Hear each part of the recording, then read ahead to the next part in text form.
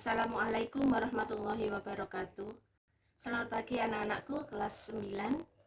Pada pertemuan kali ini kita akan membahas tentang pelaksanaan tata krama, sopan santun, dan rasa malu. Pada pertemuan yang lalu kalian sudah merangkum, sudah mengetahui apa yang dimaksud dengan tata krama, apa yang dimaksud dengan sopan santun, dan apa yang dimaksud dengan rasa malu. Kita bahas satu persatu. Tata krama ini adalah seperti kalimatnya tata, jadi sesuatu yang ditata, krama pelaksanaan kehidupan. Jadi pelaksanaan menjalani kehidupan ini dengan cara ditata. Tata krama ini ada bermacam-macam. Yang pertama, tata krama dalam berbicara. Bagaimana cara kita berbicara dengan orang yang lebih tua?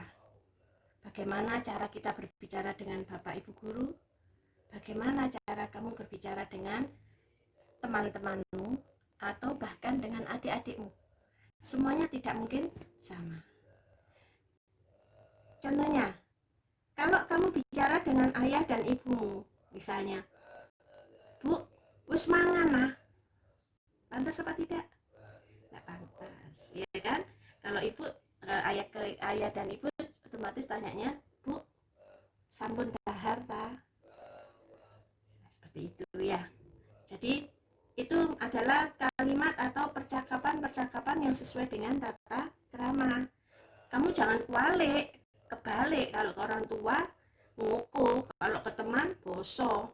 Nah, ini sesuatu yang salah ya. Yang terjadi misalnya Bapak sare kulo siram. Nah, salah itu ya. Bapak sare kulo siram, keliru. Bapak sare kulo adus, lalu apa kulo siram. Ya, oke. Tata krama dalam berbicara. Yang kedua, tata krama dalam menggunakan gawai. Nah, anak-anak dalam menggunakan gawai ya, HP, ini juga ada tata kramanya. Kamu misalnya merem WA ke Bu Aziza, jangan seperti ke teman, ya wes Bu, oh itu salah rek. Kadang YWS, itu salah ya. Kalau ke Bapak Ibu guru, ketika kamu bilang nggih Bu, itu sudah bagus, terima kasih Bu, itu bagus ya. Hindari memakai kata-kata ganti ya. Terima kasih Bu, itu bagus sudah. Jangan pen sudah Bu, itu salah ya. Bu Aiza sudah baca, ini baru betul. Seperti itu ya. Ini tata krama dalam penggunaan gawai. Kemudian tata krama dalam berbuatan. Ketika ada kalian lewat di depan orang-orang yang sedang duduk-duduk, tata kramanya bagaimana? Nyuwun sewu ya. Atau ketika kita bertamu, ada tata kramanya juga. Bahkan di Al-Quran, di Rasulullah pernah mengatakan, kalau kita ketuk pintu sampai 3 kali tidak ada jawaban dari dalam, tidak boleh sudah kita ketuk lagi. Ini tata krama.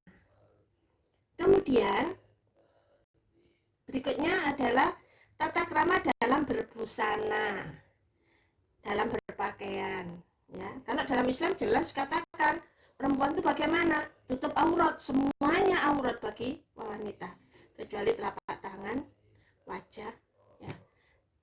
Aurat. Kemudian di dalam tata krama di Indonesia bagaimana? Berpakaian harus sesuai dengan kondisinya. Jangan ke sekolah pakai kaos, ono tulisannya gak karu-karuan, salah pakai sendal jepit, itu sudah menyalahi tata krama. Nah, baiklah anak-anak, itu tadi sedikit tentang tata krama. Kemudian nanti kita akan bahas tentang rasa malu. Nah. Baik anak-anak, sekarang kita bahas tentang rasa malu. Rasa malu apa sih? Rasulullah bersabda bahwa rasa malu itu adalah sebagian daripada iman. Kalau orang punya malu, berarti orang itu punya iman. Bayangkan, kita ambil contoh yang paling mudah saja. Wong edan nggak duwe malu rek. Wis embong-embong ini ndak duwe malu, ndak duwe iman, umpamanya ini ndak duwe akal. Nah, kalau kamu mau berbuat seperti itu, ndak punya rasa malu seperti itu, ya aneh. Karena kita bukan orang gila. Ya, rasa malu, manusia harus punya 3 rasa malu. Yang pertama, malu pada Allah. Yang kedua, malu pada dirinya sendiri. Ketiga, malu kepada sesama manusia. Malu pada Allah. Apa itu malu pada Allah? Kita harus punya rasa malu pada Allah jika kita tidak beribadah. Ya, maksudnya apa?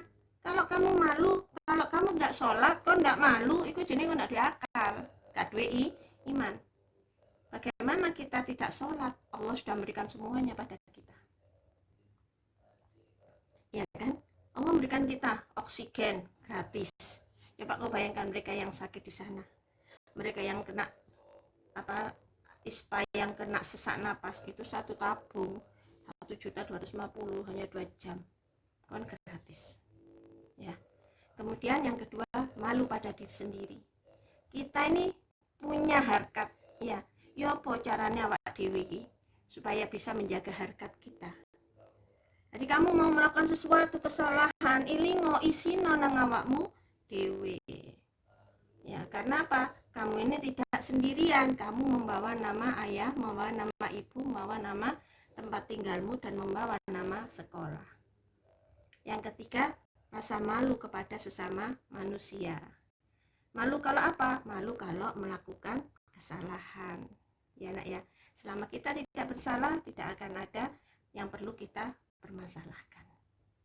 Baik anak-anak, itu tadi sedikit penjelasan tentang tata krama dan rasa malu. Berikutnya, untuk nilai pengetahuan, ya, nilai ulangan harian, silahkan kamu kerjakan pertanyaan di bawah ini. Kemudian untuk nilai keterampilan, ya, kalian bisa minta untuk mencari di koran, bisa di internet, bisa ya, boleh. Yaitu kamu mencari clipping tentang pelanggaran tata krama atau pelanggaran rasa malu yang terjadi di masyarakat pada era pandemi ini. Misalnya apa? Contoh sepele aja. Di era pandemi ada tata krama atau cara bahwa kita harus pakai masker, tidak boleh kerumunan dan lain-lain. Tapi dia melanggar, itu kan juga sama melanggar tata krama. Ya sama. Itu artinya dia tidak punya rasa malu juga pada sesama manusia. Contoh itu. Silakan kamu cari yang lain. Pencuri ya, juga melanggar tata krama, ya, hak milik orang lain. Dah, silahkan kamu cari satu saja contoh pelanggaran tata krama tadi, kemudian kalian print ya, lalu dikumpulkan. Untuk sementara kamu foto dulu hasilnya, kirim lewat WA. Nanti pengumpulannya bisa kita laksanakan pada sebelum PTS, termasuk ulangan untuk pengetahuan. Ya, baik anak-anak, terima kasih. Assalamualaikum warahmatullahi wabarakatuh.